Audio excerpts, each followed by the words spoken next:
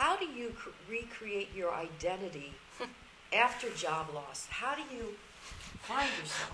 I would challenge every single person who's with us at this moment. I bet you that you have heard the whisperings in the middle of the night or the inklings of things that you love. Things that you love, like my singing, for example, they probably tend to be something that you are meant to do. They bring you joy, which means you're going to extend joy through it. So I would guess if people tapped into maybe what they loved as a kid or different things that they really enjoy, there may be a way to incorporate that into your life in a more meaningful way. And I don't think, in a way, Kathy, I don't think it's recreating your identity. I think what's happening is you're allowing these ego constructs that have formed around us since we were very pre-verbal to begin to fall away. And your real self will naturally arise. It's less effort. I can tell you that much. It's less effort. Yeah. Well, I think, we talk about masks all the time. We all wear masks. The danger of using language like that isn't that it isn't true. It is. The danger is to assume that we know what lies behind them. And the fact is, you think about, I'm a theologian, not a business professor, I'm not an opera singer. Thank goodness for the people who are in my church. I don't have to sing much. But the fact is, if you look at the Gospels, the disciples didn't really know Jesus like they thought they did, and they certainly didn't know themselves until after they encountered him as the risen Lord. And all of a sudden, it must have been in those moments, we all have moments of insight where something just dawns on us. It's like, this is the way it's meant to be. This is who I am. That happened when they encountered the risen Lord for the first time. And what our way of finding out who we are is to see ourselves as God sees us, not as the people around us, even those who love us see us, not as we want other people to see us, not even as we ourselves see us, but rather as God sees us. And if we come to see ourselves that way, and that's what that discovery is, it's not creating an identity, it's discovering that identity. And there's two tricks to that. One, you have to have an open heart, and two, you have to be listening. And that can be tough.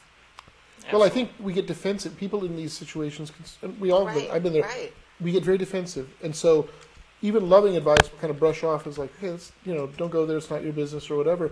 When in fact, the very thing we need to be doing, as we said, being open to those who love us, we often tend to close ourselves off from that out of fear or embarrassment or whatever.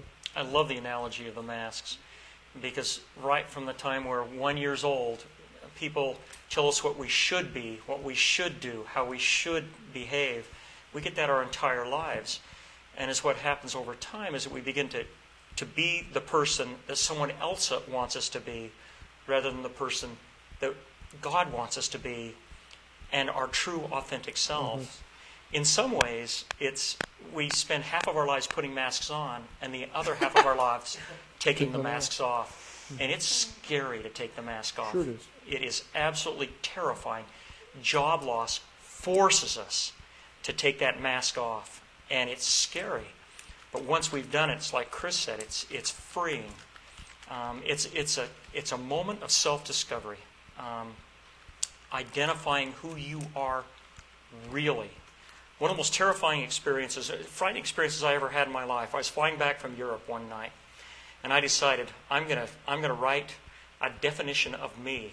And there I was on the airplane with my computer, praying that my neighbor would not look over and see what I was writing, because I was taking the mask off, and I stripped off everything and who I really am, and it was both freeing and scary, because then I went home with that page that I'd written saying, now am I brave enough? Do I have the guts enough to be the real me?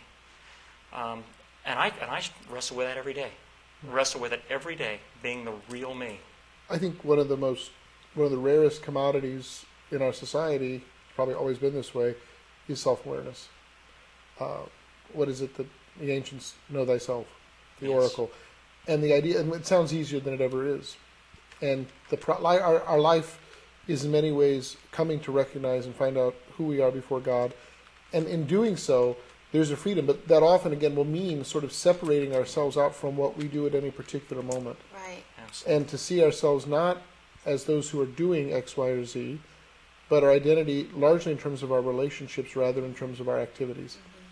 And I think that That we often think of ourselves as self-defining, like in other words, we think of names as I can change my name if I want, that's fine.